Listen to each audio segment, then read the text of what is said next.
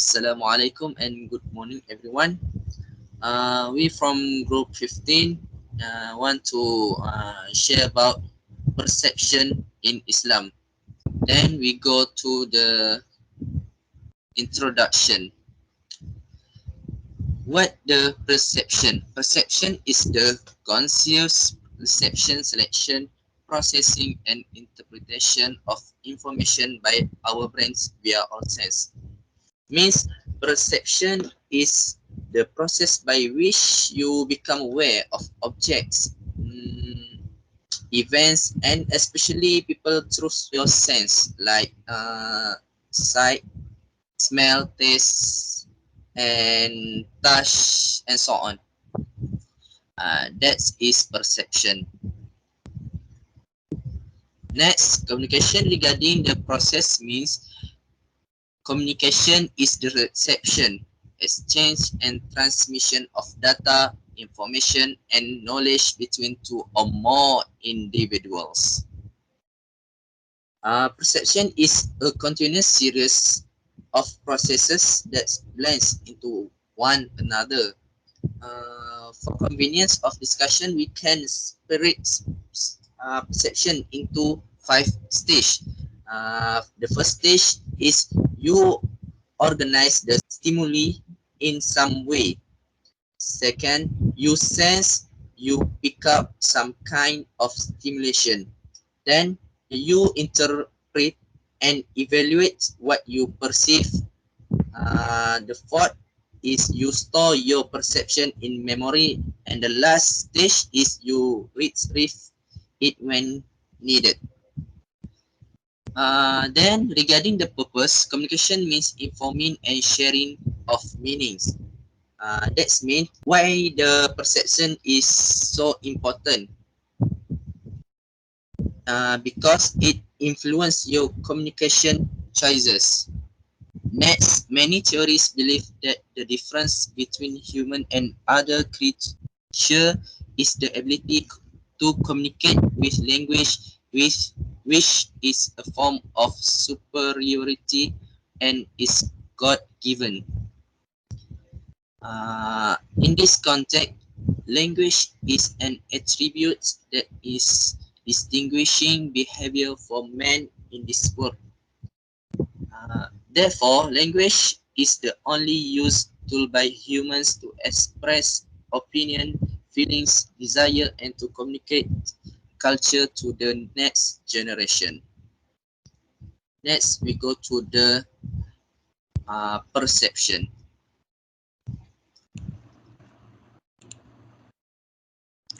Okay, let's go to the process of perception. For the stage 1, it's about the stimulation. The occurrence of sensory stimulation. Basically, this part of perception process involved in contact with a particular stimulus.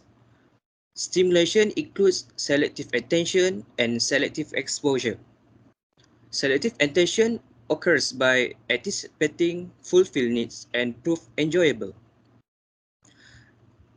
while the selective exposure occurs by exposing information that will confirm an existing belief, contributing to objective and having a state of satisfaction.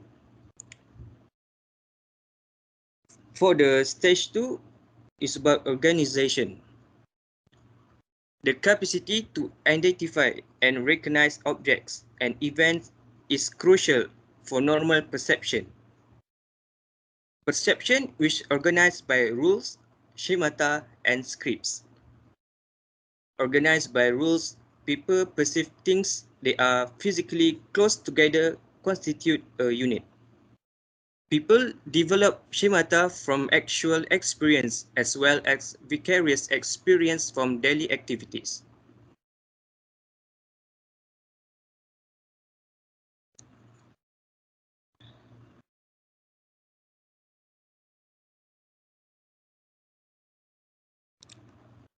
For the stage 3 is about interpretation evaluation. In this interpretation evaluation stage, it is 2 processes of stimuli by individual experience, needs, wants, values, expectation, physicals and emotional state, gender and belief, meaning based on by individuals' rules, schemata and scripts. For example, meeting a new person who is a doctor, I tend to view this person as a someone serious, successful, have conscientious, academic strong. For the stage 4 is about memory. After undergoing the stage of stimulation, organization, and interpretation evaluation, this leads us to another stage called memory. It is a storage of both perception and interpretation evaluation that are kept according to scripts and schemas, events or experience. It is not the objective of recollection, but it is more likely heavily influenced by individuals' preconceptions and individual schemata. The last stage is recall. After some time, the memory that stored individuals want to recall certain information. Recall stage reconstruct what individual heard in a way they are meaningful. Recall information that consistently recall information drastically contradicts one's schema because it forces individual to think or even rethink.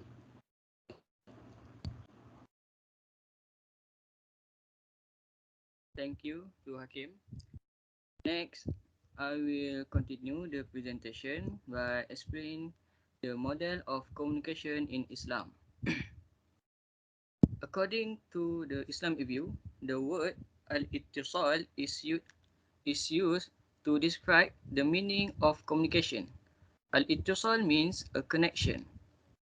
In Quran, there are also many words that are closely related to communication. For example, in Quran, Bashir, which means good news, Qul uh, means say something, and Tawasaw bil haq, always interacting each other. Communication is divided into al-lisan, which is verbal, and al-hal, which is non-verbal. Every communication will have an impact of our life. So, as a Muslim, Allah Subhanahu wa Taala has established various communication rules to all of Muslim in Quran as a human guide and reference to communicate.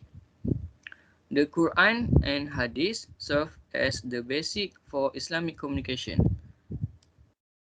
Hamid Maulana say that the concept of communication is tabligh. Tabligh means convey information. It is one of strategy to spread Islam throughout the world.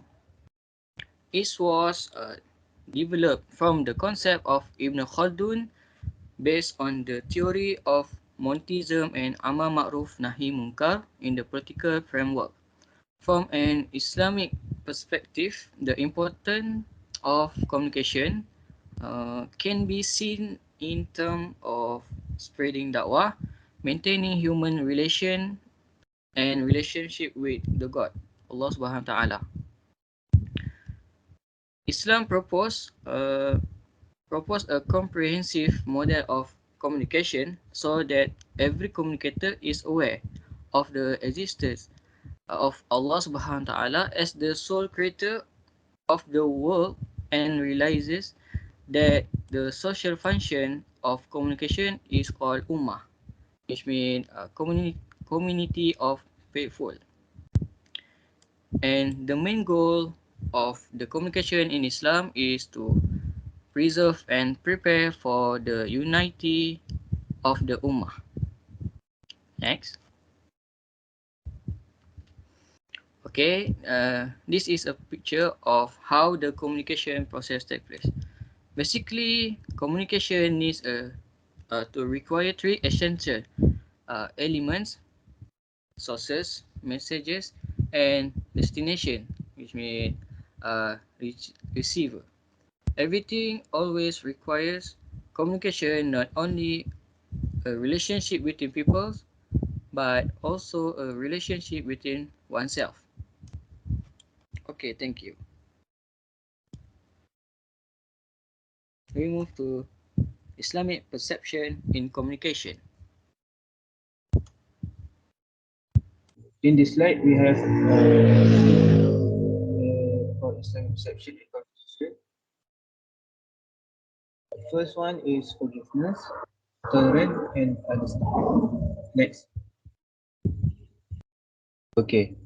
Now let's see forgiveness. In the first instance, human beings have been asked to seek God's forgiveness for their sins, and they have been promised God's mercy and forgiveness. Okay, the first one is okay. In Islam, human being to ask forgiveness to Allah for their sins, and Allah also promised about mercy and forgiveness for His servant.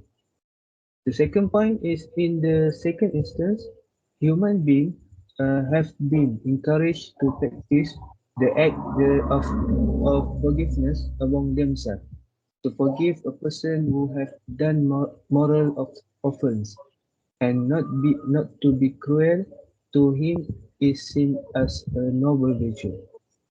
The human being has been unencouraged to practice forgiving to another person, especially two has commit have a bad moral to us, and not to wrong him is seen as a noble virtue.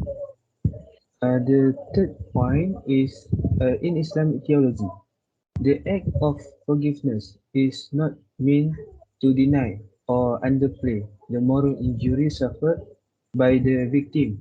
Rather, it involves a positive change in mentality toward the offender. Uh, about the forgiveness in Islamic theology does not mean denying or minimizing the moral injury suffered by the victim, but we can give a positive impact to the mentality of the offender.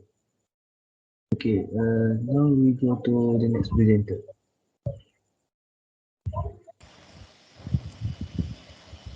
Next is tolerance.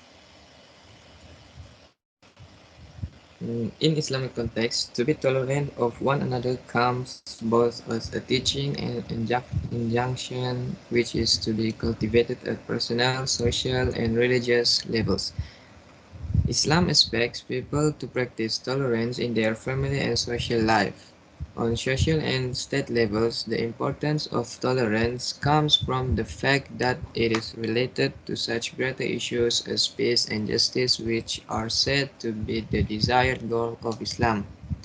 Given that diversity is a natural phenomenon in this world, the Quran puts much emphasis on the observance of tolerance to maintain peace and security. In the Quran 49:13, in the Quran, which means, O mankind, we created you from a single pair of a male and a female, and made you into nations and tribes, that ye may know each other, not that ye may despise each other. Verily, the most honored of you in the sight of Allah is he who is the most righteous of the most honored of righteous of you. By mentioning the common origin of mankind, the Quran reminds them of their relating to each other and urges them to rise above the racial and national divisions. In a nutshell, it is the teaching of Islam that the diversity of difference in social, cultural, political, financial, or religious spheres are to be accepted by members of communities to secure a peaceful coexistence. And the last one is honesty. In Islam, honesty implies maintaining sincerity and truthfulness in all actions, interactions, and transactions, and the issue of honesty touches almost all aspects of human life. Here, Honesty serves as an umbrella term having some basic components like speaking truth, fulfilling commitments, whether written or verbal, remaining truthful to one's word, rendering the assigned duty sincerely and as meticulously as possible, imparting everyone's due right without the person asking for it, being objective in evaluating any case and giving judgment, avoiding falsehood, deception, and favoritism. Honestly has particularly been emphasized in business transactions, not only in selling and buying, but in issues like pricing and advertising policies.